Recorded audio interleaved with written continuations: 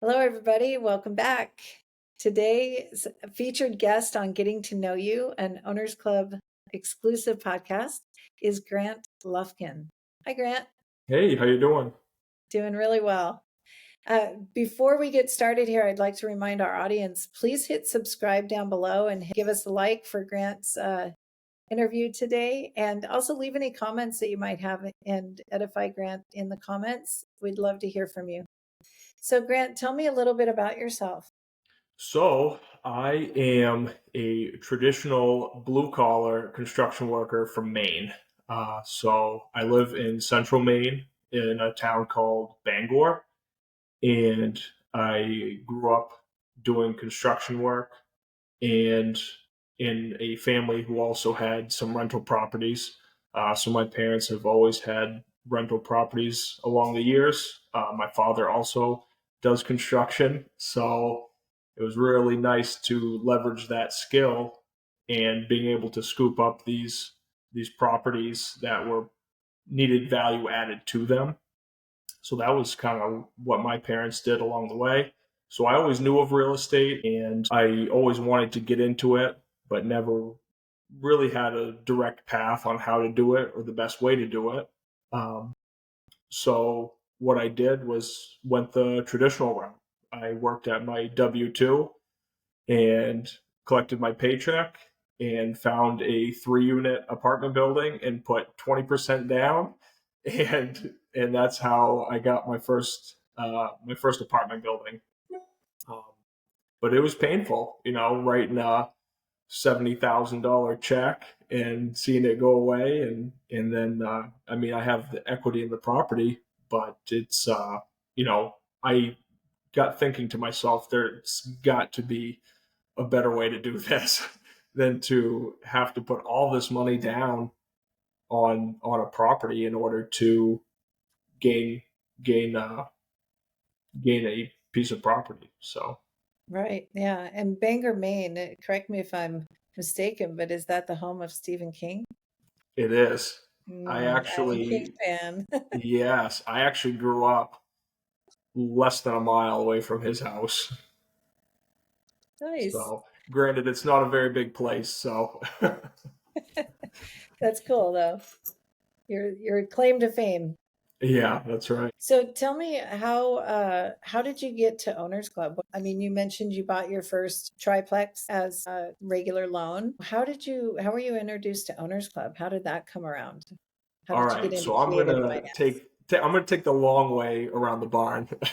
Okay, perfect. So I bought this triplex, and coming from my blue collar mindset, my blue collar background, I need to do some renovations on this triplex. So two of the units were already rented. One of the units was vacant. So that was a great place to start. So as I'm working on this triplex, I have really no real estate experience. I don't know how to manage tenants. I don't know anything about anything besides the little I knew from my parents. So I'm like, I'll find a podcast. So I found Bigger Pockets that everyone goes to, and one of the episodes I was listening to had Pace Morby on the podcast. So then I heard him talking about seller finance and subject to and how you could, get buildings or properties with little to no money down. And that just like hit me right in the soul because I just wrote a $70,000 check. So that got me going down that rabbit hole. And within, I think, a month, I bit the bullet and joined Sub 2. So I did that, joined Sub 2, went through that for a year or so, just basically learning the ins and outs of real estate and how to find deals, how to reach out to agents and build relationships with wholesalers. And that fall, after joining Sub 2, I got my first fix and flip. So being in construction, I was like, yeah, this is cool. This seems like a pretty pretty direct path. So my first fix and flip was a huge learning experience because it teaches you to find the devils before committing to it. So it did end up working out fine. I ended up doing a lot of the work myself because I didn't really have a choice because I didn't have a lot of the subcontractors lined up and I didn't really buy it that well. So the only way to make it really work out was to just do sweat equity. But it all worked out in the end. And a few months later, I bought my second one, which I subbed everything out, and I found a pretty good contractor that I've worked with that did all the work, and I mainly acted as like the GC. And so I've done completed two fix and flips. I'm in the process of my third one, and then I also bought a fourth house that we were able to buy as our primary residence. What inspired me to join Owners Club was being around the right people. Coming from a small town, we a lot of the folks that I used to hang with were other people kind of that had the same mindset. Just go to work, collect your paycheck, go home, do whatever you wanted on the weekends. After 3 o'clock or whenever you get off work, I'm going to go to the beach or go up to camp or whatever. And which aren't bad things, but I always have had this inner desire to do more. And I never felt like it was enough to just go clock in, clock out, and live that way for the next 40, 50 years. And I saw at my previous W-2, I worked at a paper mill, a local paper mill.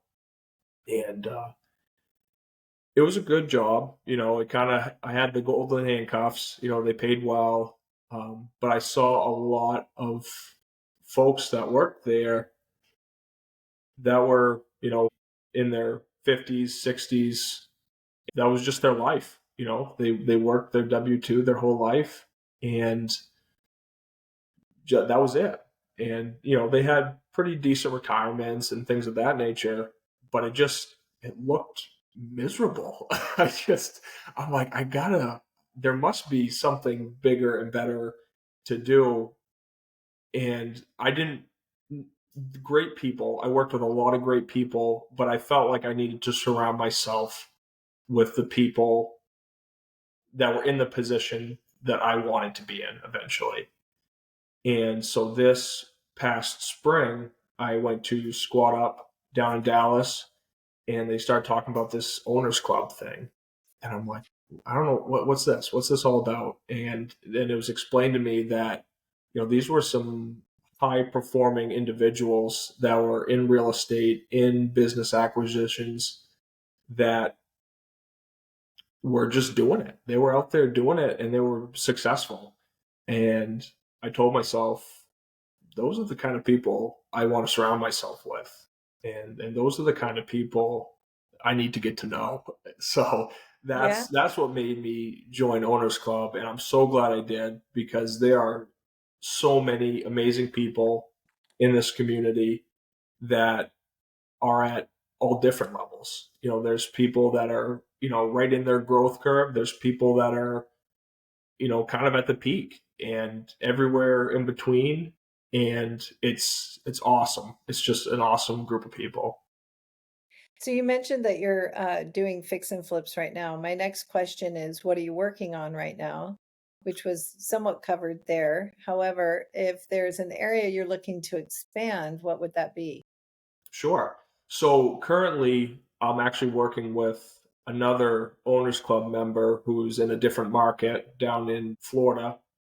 And we're talking about partnering on some fix and flips down in that area, because there's a lot more opportunity down in Florida than there is in Bangor, Maine. I do have one project that I'm working on. I wouldn't call it a traditional fix and flip, but I bought a double wide, actually. It was right next door to one of the other fix and flips I did. And during that process, I got to know the neighbors really well, because the first fix, I guess it would be the second fix and flip I did, was the neighborhood drug house. So once I bought the house, the neighbors were all very excited that they weren't going to have to deal with that anymore.